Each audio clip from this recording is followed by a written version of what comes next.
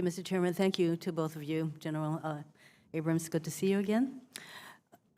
Just as a mention, Senator Wicker asked you, Admiral, about the 355-ship Navy, and as you undergo a review of the appropriate number of ships for our Navy, I hope that that will be a continuing commitment for that number of ships at least, and also that we have the resources necessary to repair and maintain the ships we already have.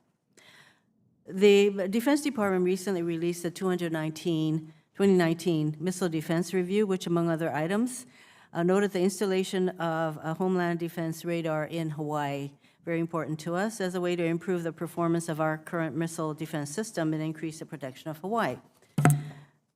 Admiral Davidson, are you satisfied that with the installation of the Homeland Defense radar in Hawaii, the defense of Hawaii is optimized for the current and near-term threats? Yes, ma'am. It fills in a gap in our detectability that I think is critically important, not only to the defense of Hawaii, but really the defense of all the continental United States as well, and Alaska.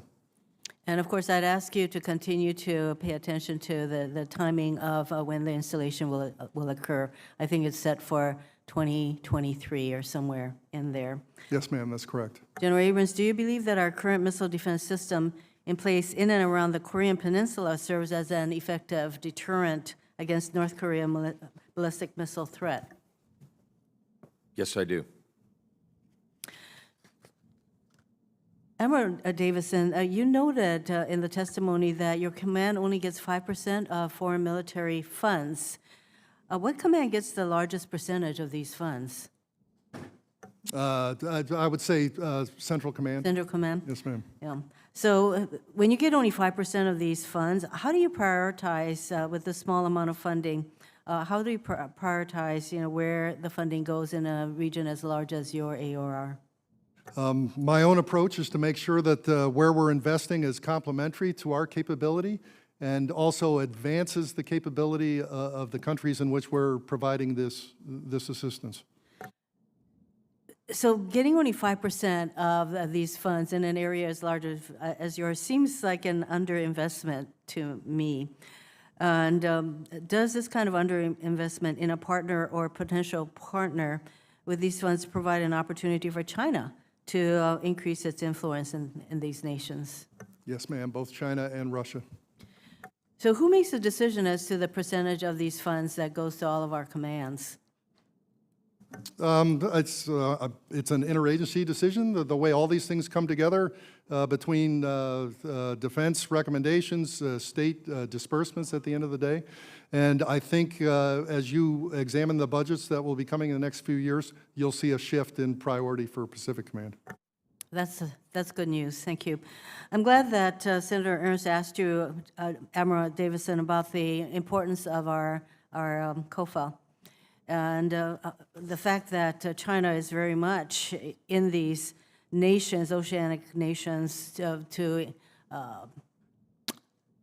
widen their influence and certainly their economic activities in this area. So what more can we do as a whole of government approach to counter China's influence in Oceania? We're continuing to work along those ends already, ma'am. I can tell you we're partnered with Australia and New Zealand, certainly on what I would call their very nearest abroad. I think the United States feels an immense amount of responsibility for the COFA states themselves. And, Japan has done a lot across Oceania.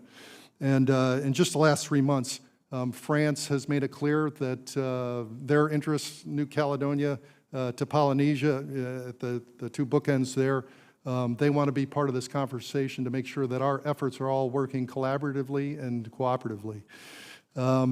We've also stepped up our engagements, not just from Indo-Pacific Command, my own visits to the region, but we've helped to facilitate visits by the Department of Interior and attendance at forums like the Pacific Island Forum.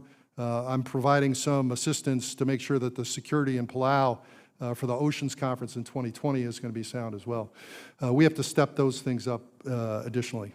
I agree, because these are very small nation states, and as you mentioned that the citizens of these compact nations can travel to our country, to any state, without a visa requirement, and they mainly come to Hawaii and they go to Guam. So whatever we can do to provide the kind of support for these citizens, I think will be very much appreciated, because I know they feel that we have not done quite what we should be doing with regard to their needs.